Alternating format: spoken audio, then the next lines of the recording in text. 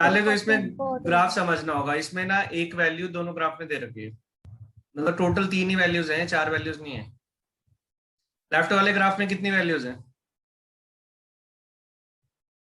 Left वाले graph में 3। 2 values ही है ना, मतलब एक ऑन साइड है, ऑफशोर ओके है, onsite okay okay. Offshore में। Yes sir, yes sir. Design coding testing है, लेकिन लेफ्ट साइड में दो हाँ हाँ। चीजों का, राइट में दो चीजों का, लेकिन उनमें यस से एक सर। वैल्यू कॉमन है जो दोनों में है। जैसे ऑन साइड की वैल्यू सिर्फ कौन से वाले ग्राफ में है? सर सर लेफ्ट लेफ्ट वाले वाले में। में, लेफ्ट वाले में लेफ्ट भैया। वाले में। और ऑन साइड की ये वैल्यूज जो मुझे रीड हो पाई मैंने लिख दी है, +-10 हो सकता है ऊपर नीचे। तो थोड़ी बहुत गलती मेरी भी हो सकती है, आप लोगों की भी हो सकती है, बट उससे आंसर पे फर्क नहीं पड़ना चाहिए, ज्यादा गलत नहीं होगा। तो ऑन साइड की वैल्यू मेरे हिसाब से है 80, 100 और 200, या +-10 ले लो, उसके आसपास होगी ये, ठीक। Yes sir. अब ऑफशोर की जो एक्चुअल वाली वैल्यू है ना, ये लेफ्ट वाले ग्राफ में भी है, देखो ये 100 है, और इधर ये सेकंड वाली, इधर ब्लैक वाला और उधर व्हाइट वाला, ये एक ही ग्राफ है, ये जहां मैंने एरो मार्क किया है, ये दोनों में 100 है। फिर ये वाली वैल्यू देखोगे दोनों में 420 है, और फिर ये तीसरी वाली वैल्यू देखोगे दोनों में 300 है। तो ऑफशोर की एक्चुअल वैल्यू लेफ्ट वाले ग्राफ में भी है, राइट वाले ग्राफ में भी है।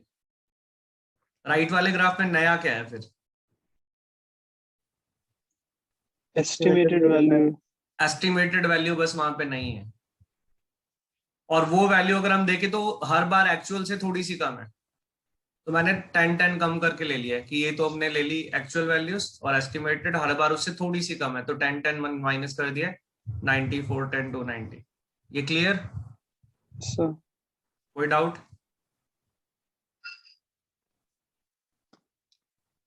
सर ये आपको पता कैसे चला कि ये दोनों देखो ग्राफ? इसने, अब इसमें देखो, इसमें भी ऑफशोर की बात कर रहा है और इसमें भी ये ऑफशोर के कह रहा है। राइट वाले ग्राफ में क्या लिखा हुआ है?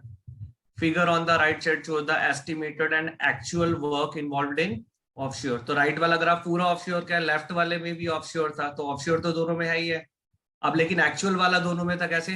अब इसमें क्या बोला है पहले वाले ग्राफ के लिए? It shows the amount of work distribution in man hours for a software company, की कहा कितने, कितना टाइम इन्वेस्ट किए ऑफशोर और ऑन उसमें, उसके बीच में कितना टाइम इन्वेस्ट है। फिर ये देख लिया कि कौन सी वैल्यू से मैच कर रहा है, एस्टिमेटेड से मैच नहीं कर रहा है, एक्चुअल से मैच कर रहा है। ऑफशोर की वैल्यू दोनों में, ये तो क्लियर था ग्राफ में। इसमें लिखा हुआ है ऑफशोर ऑन साइट, और ये पूरा ग्राफ ही ऑफशोर के लिए बनाया हुआ है जो यहाँ पे गिवन है। बात आई समझ? Yes sir. Which of the which of the work requires as many man hours as spent in coding? Hours spent in coding on site offshore लिखा है या सिर्फ hours spent in coding लिखा है? और सिर्फ आर्स लिखा है। तो फिर वो टोटल hours होने चाहिए। हाँ जी। किस किस को ऐड करेंगे? सर ऑफशोर एक्चुअल करेंगे, मतलब इन दोनों को ऐड करेंगे, एस्टिमेटेड नहीं। दोनों को। एस्टिमेटेड का मतलब समझ रहे हो कि ये उन्होंने एस्टिमेशन लगाया था कि 410 होगा, लेकिन वो 410 नहीं हुआ, 420 हो गया। तो ये 410 एक्चुअली में स्पेंड हुए नहीं है। स्पेंड कितने हुए? 420। 410 उनका एस्टिमेशन था। तो कोडिंग में जो एक्चुअल स्पेंड हुए हैं वो है 100 + 420, 520। Yes sir. Man hour spent in coding is 520। अब हमें बताना है कि कौन सा ऑप्शन इसके इक्वल है। ऑप्शन ए कह रहा है ऑफशोर में डिजाइन और कोडिंग को ऐड कर दो। ऑफशोर में डिजाइन है 100 और कोडिंग है 420, ऐड करके 520 आ रहा है। ऑफशोर में design and coding, yes sir. तो पहला ऑप्शन इक्वल आ गया, इसका मतलब ये आंसर। बाकी आप चेक कर सकते हो, और कोई 520 के इक्वल आएगा नहीं, तो आंसर इज ऑप्शन है।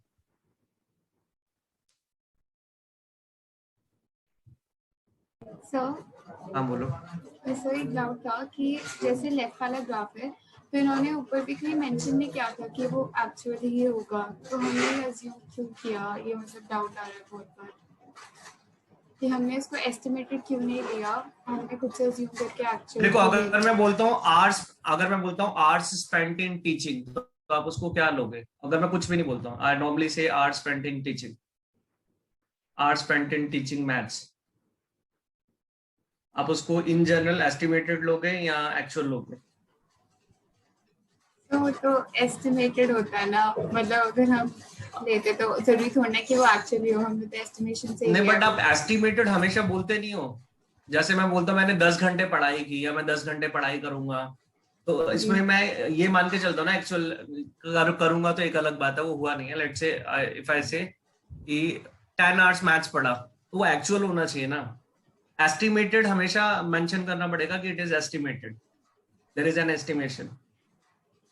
The GDP of India is let's say 160 billion something, तो वो एक्चुअली होगा ना, एस्टिमेटेड तो नहीं होगा ना। एस्टिमेटेड हमेशा मेंशन होना चाहिए। ठीक है, एस्टिमेटेड मतलब एक्चुअल में कैलकुलेशन करके आता है, एक्चुअल मतलब हम एक्चुअल तो मतलब एस्टिमेशन होता है कि आपने एक आइडिया लगाया कि हाँ इतना होगा। हाँ। एक्चुअल मतलब ये हुआ है। तो अगर मैं बोलता हूँ आवर्स स्पेंट, दैट मींस वो that they are the actual hours spent. Okay, तो मतलब कभी भी ऐसा कोई क्वेश्चन आए तो हम एक्चुअली कंसीडर करेंगे। एस्टिमेटेड तो गिवन होना चाहिए, अदरवाइज हम एस्टिमेटेड खुद से नहीं कंसीडर कर सकते।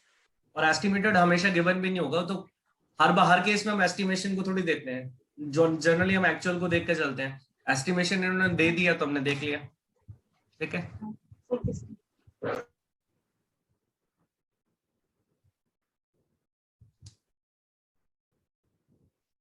इसके बाद और किस में डाउट था 12th के बाद? सर 14th में, 14 में, 13 में भी 13 में भी। किसका डाउट है 13 में? सर मेरा। क्या पूछ रहा question? roughly what percentage of the total work is carried on? Total work कितने आवर्स का है? Total work? offshore is no offshore on site. ना टोटल वर्क बोला है, तो आपके हिसाब से क्या मतलब होगा? What is total work? Sir basically total जो हमने एक्चुअल जो हम लोग लेके चल रहे हैं एक्चुअल। हाँ, तो एक्चुअली वर्क तो वही हुआ है ना, तो टोटल कितना हुआ बता मेरे को। टोटल वर्क कितने घंटे का हुआ है? हाँ सर ये हो जाएगा 380। और इसको लेंगे, राइट वाले को नहीं लेंगे? ये काम नहीं हुआ है। सर एक्चुअली मेरी साइड से इंटरनेट कनेक्शन अनस्टेबल दिखा रहा है, तो हाँ राइट वाले का आपकी आवाज नहीं आ रही है मुझे। टोटल वर्क इनको ऐड करके आ जाएगा। टोटल वर्क का मतलब है सारे काम को ऐड कर दो। टोटल वर्क है 1200, उसमें से कितना ऑन साइट हो रहा है? ऑन साइट हो रहा है 820, तो 820 रफली 800 आउट ऑफ 1200 कर लो। Okay sir. ऑन साइट हो रहा है 380, 820 नहीं है, ऑन साइट है 380 आउट ऑफ 1200, 200 ये आएगा रफली 400 ले लो तो 30% के आसपास।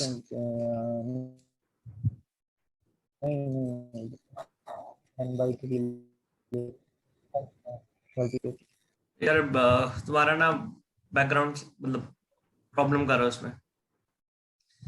14th किसका डाउट था? सर मेरा।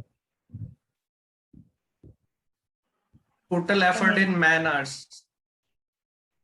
Spent on site. Total effort in man hours spent on site कितना है? Total effort in man hours sir spent on site 380। 380। अब ये किसके इक्वल है या नियरेस्ट बताना है? Nearest option. Sum of estimated and actual effort for offshore design. Estimated और एक्चुअल का सम डिजाइन के लिए 100 + 90 190।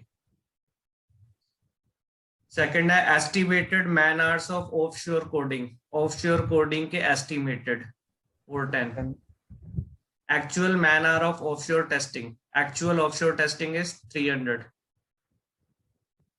half of the man hours of estimated offshore coding. Estimated offshore coding का half है 205। अब 380 इन सारे ऑप्शन में से किसके क्लोजेस्ट है? क्लोजेस्ट है B is the answer. Okay sir. Okay sir मतलब ये वाला क्वेश्चन काफी ज्यादा कॉम्प्लिकेटेड सा लगा। नहीं, मुझे आप पढ़ के देखो, मुझे लगा कि ठीक था क्वेश्चन।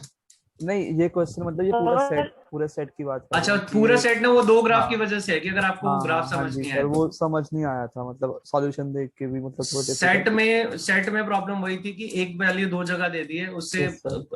पब्लिक कंफ्यूज हो जाती है कहाँ से लें क्या लें, ग्राफ देखने में प्रॉब्लम। हाँ तो जी अगर वो सर। पॉइंट क्लियर है तो सेट इजी था। सर इस ट्रिक में यही सेट नहीं हुआ था, समझ नहीं आ रहा था मतलब किस तरह से अप्रोच करना है तो। और किसका डाउट है अगला? सर यस, आवाज आ रही है? आ रही है। हाँ जी सर, जैसे आपने बोला था कि इस पे 10-20 का फर्क हो सकता है, वैसे ही मेरा 10 to 20 का फर्क आ रहा था, जिस वजह से बी और सी का जो वो बन रहा था ना डिस्टेंस 380 से, वो सेम बन रहा था। नहीं, वो फिर ज्यादा तो आपने गलत नियरेस्ट में देखो जैस्मिन, इतना अलाउड होता है कि हम थोड़ा बहुत गलत ग्राफ देख सकते हैं, लेकिन ज्यादा, क्योंकि अब मेरे हिसाब से तो 410 और 380 में भी काफी गैप है। तो मतलब अगर हम ज्यादा गलत देखेंगे फिर तो प्रॉब्लम आ सकती है। थोड़ा बहुत गलती चल जाती है कि 5-10 की गलती की, ठीक है, बट अगर आप उससे ज्यादा जाओगे तो फिर वो चेंज होना शुरू हो जाएगा। वो तो हमें थोड़ा सा ध्यान से ग्राफ देखना पड़ता है, आइडिया तो लग जाता है हमें। ऐसा नहीं कि आइडिया, जैसे 100 वाली लाइन है तो इससे हमें 100 तो क्लियर दिख रहा है कि ये 100 है। अब 100 से आप इसको कितना कम देख सकते हो? 10 का गैप तो नहीं है, 10 से ज्यादा का गैप है, तो आइडियली मैं इसको देखूंगा तो 80 देखूंगा, या 85-75 में कंफ्यूजन हो सकता है, बट मैं इसको 90 बोलूं या मैं इसको 70 बोल दूं तो फिर वो गड़बड़ है। हालांकि उतना भी चल जाएगा, लेकिन उससे भी ज्यादा आप कह रहे हो 20 का गैप है, 20 का गैप ज्यादा हो जाएगा, तो फिर क्वेश्चंस में 20 का प्रॉब्लम। गैप है, सब सब में जैसे 10 का गैप हो जाए तो आप एक बार वैल्यूज फिर से देख लेना। वैल्यूज देखने का इश्यू हो सकता है, मतलब नॉर्मली अगर आप थोड़ा ठीक ठाक रीड करें तो चल जाता है। मेरा 360 अब वो 360 बहुत कम है 380 का। Excuse me sir. ठीक है सर, ओके। मतलब हमें ना ग्राफ थोड़ा ध्यान से देखना होता है, ऐसे नहीं कि एक्यूरेट हो, लेकिन ये भी नहीं है कि ज्यादा मिस्टेक हो फिर गड़बड़ हो जाएगी। बोलो। हाँ जी सर हाँ बोलो शिवा। सर इसका आंसर सी दे रखा है। बट आंसर बी है इसका, मेरे को याद है उसमें है ये, लेकिन इसका आंसर बी है। इसकी गड़बड़ शायद इसलिए ज्यादा होती है कि वहां सी दे रखा है।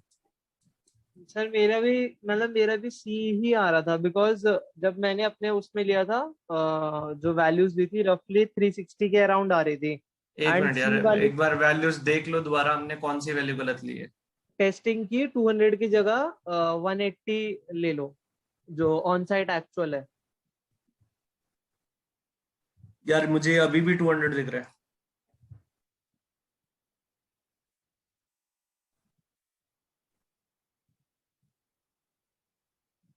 और मतलब बहुत हद भी जाएगा तो 190 होगा, 180 तो नहीं ले सकते उसको। मुझे मतलब लग रहा है कि शायद ये 190 हो सकता है, बट 200 के आसपास ही दिख रहा है। यार अगर अगर मान लो एक्सट्रीम केस में एक आध क्वेश्चन में ऐसी प्रॉब्लम आती भी है ना, तो वो क्वेश्चन स्किप कर दो। अगर आपको एक आध क्वेश्चन में लगता है कि ज्यादा दिक्कत है, नॉर्मली वैल्यूज देखने में ज्यादा इशू होता नहीं है एग्जाम में कि ऑप्शन दूर होते हैं, बट बाई चांस कभी कभार एक आध क्वेश्चन में ऐसा हो सकता है कि ऑप्शन भी क्लोज है और वैल्यू क्लियर भी नहीं है। हाँ ऐसे ऐसे केस में आप क्या कर सकते हो? ऐसे केस में आप वैल्यू को, मतलब उस एक सिंगल क्वेश्चन को इग्नोर कर दो, बाकी क्वेश्चंस में तो प्रॉब्लम नहीं आई होगी। नहीं, बाकी सारे हो गए सर। ये भी मेरा 300 ही आया था। सी की वैल्यू जो आपने निकाली है वही आई थी। मैंने सी को चेक करा, वो नियरेस्ट थी, और जो बी था वो काफी ऊपर था, 420 के अराउंड था, 410 ऐसे ही कुछ। तो मैंने इसलिए सी को चूज करा और फिर चेक करा यार तो अगर वही। अगर मैं तुम्हारी वैल्यू, ये तुम्हारा 300 ही आया ना, ये 300 तो, हाँ हाँ, और ये तुम कह रहे हो 360 आया है, 360 आया, और ये तुम्हारा कितना आया? 420 420 से के भी अराउंड है। हाँ 420 के तब भी अराउंड है। वो मिडल है, तब भी हमें डिसाइड करना मुश्किल है। अगर वो 360 है तो वो 300 420 का मिडल है, डिसाइड तो तब भी नहीं हो सकता। बट मेरे ख्याल से वो 420 ऊपर वाला है, जो एस्टिमेटेड वाला है वो 420 नहीं है, ऑलमोस्ट 400 के आसपास जा रहा है। ऊपर वाला थोड़ा ऊपर जा रहा है। अगर इसको लूंगा भी तो 410 शायद ले लूं, 420 तो नहीं। तो अगर मैं उसको 360 बी कर लेता और नीचे भी कर लेता, तब भी स्टिल ये B is the closest. In fact मुझे याद है इसका आंसर सी वाला गलत मार्क है, इसका आंसर बी है। Okay okay sir. पर एक्चुअल एग्जाम सिचुएशन में ऐसा हो सकता है कि हम एक आध क्वेश्चन में फंस जाएं। ऐसे केस में बेटर होगा कि हम उसको स्किप कर दें, अगर हमें लगता है कि वैल्यूज देख के नहीं है। ऑल्दो होता क्या है कि जैसे अब जब एग्जाम में एक्चुअल ग्राफ आते हैं ना, वो ज्यादा बेटर बने हुए आते हैं, रीड करना थोड़ा ज्यादा बेटर होता है। अब ओवर देयर प्रिंटिंग में थोड़ी बहुत एरर आ जाती है, ग्राफ ऊपर नीचे हो जाता है, क्योंकि एग्जाम में मुझे कभी ये प्रॉब्लम नहीं हुई कि कंफ्यूजन है। हाँ, शीट सॉल्व करते टाइम कई बार मुझे भी इशू हो जाता है कि यार ये कितना लेना है, बट हालांकि वो भी कम होता है, बट ये कभी कभी शीट्स में हो जाता है। पर अगर मैं एग्जाम एक्सपीरियंस काउंट करूं, एक बार भी ऐसा नहीं हुआ कि डाउटफुल हो। Are you getting what I want to say? Yes sir. Exam में ये और ज्यादा बेटर ग्राफ्स मिलते हैं, तो उसको रीड करने का चांस और ज्यादा एक्यूरेट होता है। पर अगर ऐसी प्रॉब्लम आती भी है तो ज्यादा से ज्यादा एक क्वेश्चन में आ सकती है। अगर आप बोलते हो कि आ भी रही है तो आई विल से मैक्सिमम एक आध क्वेश्चन हो सकता है कि ये कभी आ जाए, उसको स्किप कर देना। ठीक। Okay sir, okay.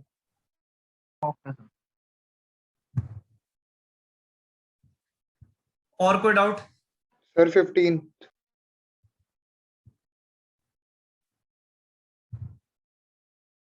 ये क्या कह रहा है 15th क्वेश्चन? पहले पढ़ के बताओ।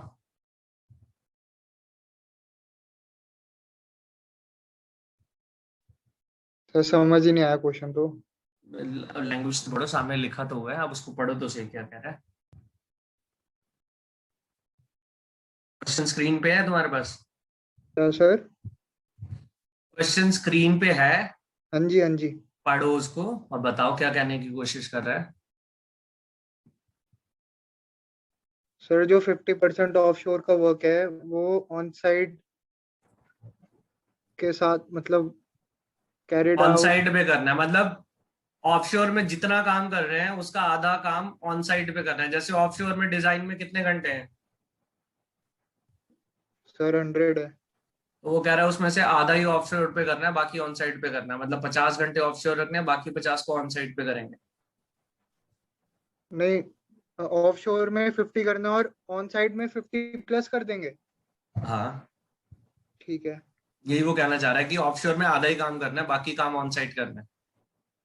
और distribution effort between the task remain the same, मतलब डिजाइन में जितने घंटे हैं उसमें उतने घंटे रहने चाहिए। मतलब डिजाइन के ऑफशोर के घंटे डिजाइन में जाएंगे, उसको कोडिंग में नहीं डाल सकते। कोडिंग के घंटे कोडिंग में रहेंगे। ठीक है। तो ये 100 कम होके 50 हो जाएगा, ठीक है। और वो 50 इधर ऐड होके 130 हो जाएगा। 130 हो जाएगा। इसका 210 इधर आएगा तो ये 310 हो जाएगा, और ये 210 बचेगा, ये 150 इधर हो जाएगा। और 150 इधर आके 350 हो 350 जाएगा। हो तो जाएगा। ये वैल्यूज आ जाएगी। ठीक है। The proportion of testing carried out offshore would be, testing total अभी भी 500 घंटे है, 350 हाँ और जी। 150। ठीक है। टोटल तो उसमें उतने से रहेगा। उसमें से कितनी ऑफशोर हो रही है? 150। तो परसेंटेज क्या हुआ? 150 आउट ऑफ 500, 30%। 30%। ठीक है सर।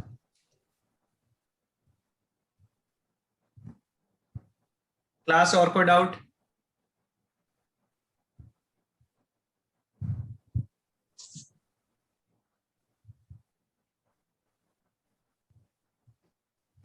होम शीट L1 कोई और डाउट नहीं है? 16 वाला बिल्कुल 15 के तरीके से होगा, उसमें वो सेम चीज कह रहा है करने के लिए, और वो करने के बाद